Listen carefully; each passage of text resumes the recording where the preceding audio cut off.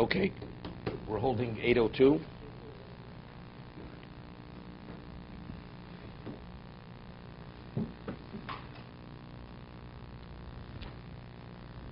He's speaking about people, page 802, people who are not really genuine when it comes to being aesthetics, but rather they assume a certain behavior pattern to actually to impress people, that they should be seen as holy people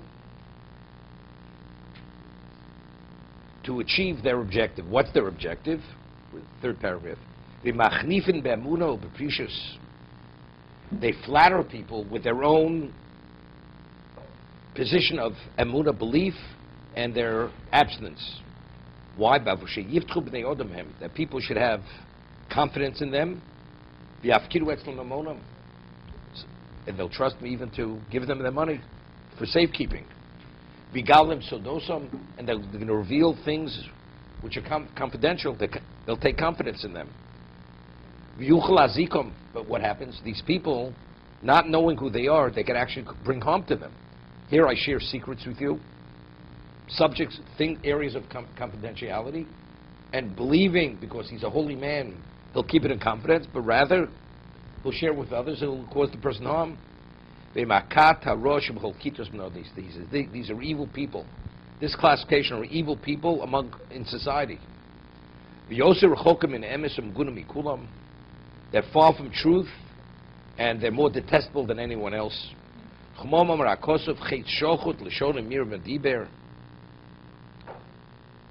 While inwardly he lays in ambush for him. With his mouth, one speaks peace to his fellow.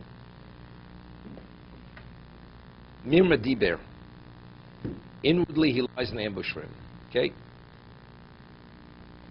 You know, in Europe, somebody told me they went to the town of her husband. Of course, her husband was a descendant from Lelev. And the Polish priest, first of all, he goes into the store. They saw, takes anything he wants to the shelf. Doesn't pay. Because the priest is the priest. And goes into the restaurant, orders. He's supposed to be a man of the cloth. I'm not sure if he wore a napkin on his lap, but he's a man of the cloth.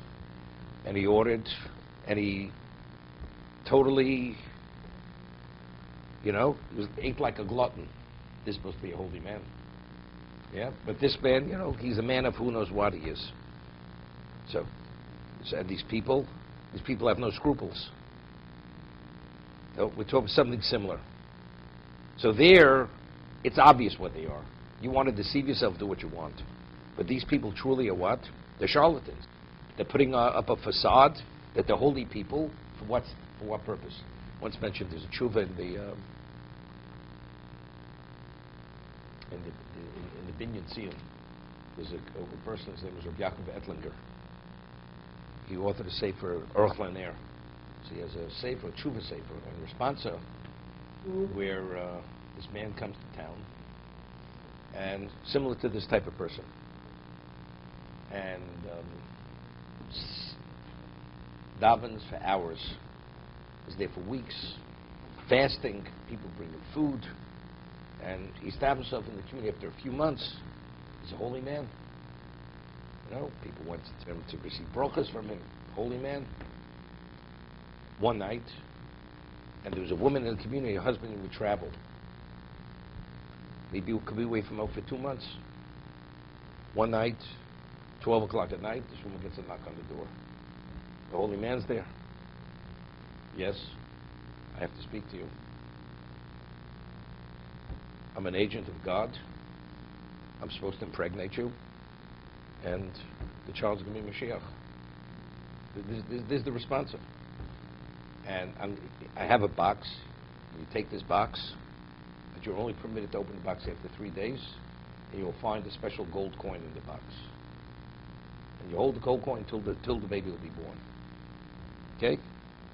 So of course, here the man made such an impression on the community. He's a holy man. So the woman's gullible. She believes him. So he has relations with her. Disappears. 3 days later, she opens the box. Of course, the whole thing was false. She realized the man fooled her. She goes to the rabbi. She committed adultery. So, is she an adulteress? Is she permitted her husband or not? This is the tshuva. This is the response in the Binyan Tziyun. He discusses this. So, he played the game well. You find people who will be vulnerable. They're gullible, and even to this degree. He said, "This is the worst. This is the most detestable, evil group of people that you can find in society." So David says, "Let me know." He says, "My enemies. I know who my enemies are. Let me know among my friends who my enemies are." You know, now, people behave like enemies. Okay, you know what they are. So you know how to deal. You have to take certain precautions. It's the ones that you don't know. Those are the people you have to be. The answer was for proof from Esther. Esther halachically, no, she was an adulteress. Kashavarti avorti. The last time she went, she had no choice to save Klal Yisrael. So, yet she was an adulteress, because knowing you're a married woman cohabiting with another man, you're an adulteress. Regardless, factually, you know you're a married woman, you're having a relationship with a man. It's not you believed it was your husband, it turned out you made a mistake. That's shogeg. Here you know he's not your husband. So you justified it because you're supposed to have Mashiach. But now it's factually, your married woman has a relation sexually with another man, you're an adulteress. The ruling was she was not permitted to husband. That was the ruling.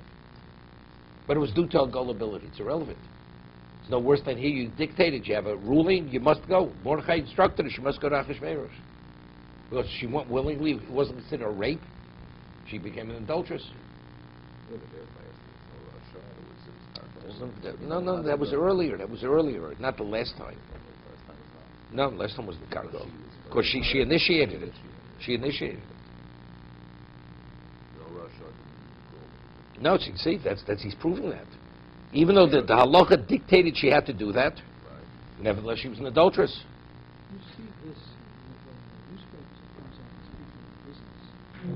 Kitab, it's a sahab, they govern, and fraud. Yeah, but people did business with wait them a second. because they thought they were tzaddikim. No, that's the way they did business with them, because they were tzaddik. No. The reason why they dress the way they dress is because that's the costume. That's a costume. A religion dresses that way. They haven't been dishonest. It's not they're using it to deceive people. They're not using it. No. They would never have gotten the front door unless they said, look at my hands. Kosher. No. That's why the people gave them the money. No. Member of this rabbi's shul and governs it. But most cases where they show the man's a religious man, the reason why the person dealt with him was not because he's a religious Jew, not because he dressed a certain way. He happened to dress that way. But they gave the benefit of the doubt. They gave the benefit of the doubt. All of the victims were in that. All of the victims were in that. Did you hear Madoff used to get census? Even with Chelis. Did you hear that? He deceived all his clients. I know. I'm not saying you'll find certain cases, but the average case where they showed a picture in the paper, it's not because that was the cause of the deception. It's not. That's not majority of cases. That's not the case.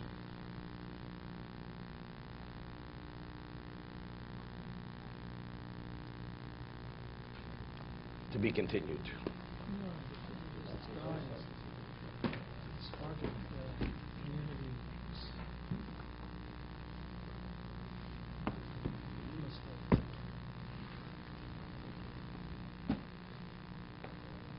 No.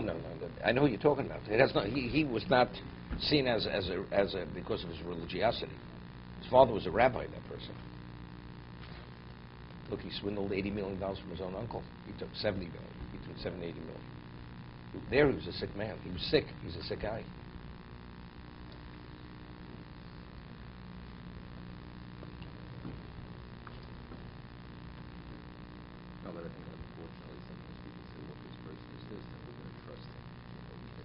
Okay, but that's true. Even it's not religious.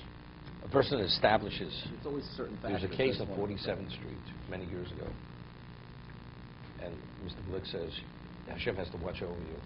It was this Chinaman went and took goods for 7 years, a lot of goods, and he paid within 30 days. and he established his credibility. After 7 years, he went, took about $30, $40 million worth of goods. Everybody trusted him, and he disappeared. That was the end of the story. He comes to Mr. Glick. He says, I want this and that. He also goes, I'm not interested. He says, why? You can make all this money. I'm not interested. I'll tell you over the story. A story that happened about 20 years ago with you. There was a Chinaman where he took goods from everybody on 47th Street and disappeared. And he established his credibility. For 7 years, he paid cash within 30 days. So he convinced everybody. There was nobody as honest as this man. Afterwards, he took about $30, $40 million worth of goods, went back to China, disappeared. That was the end of the story. He went to Mr. Glick, and he says, I'd like to have some goods. And this is when you said, Hashem has to watch over you. And for some reason, he said, I'm not interested. Just not interested. And because he said he wasn't interested, that's why he was the victim, like everybody else were victims. It's the same thing. So you find also people out there, they plan it to establish a certain persona of honesty, and then they go and they victimize everybody. Okay.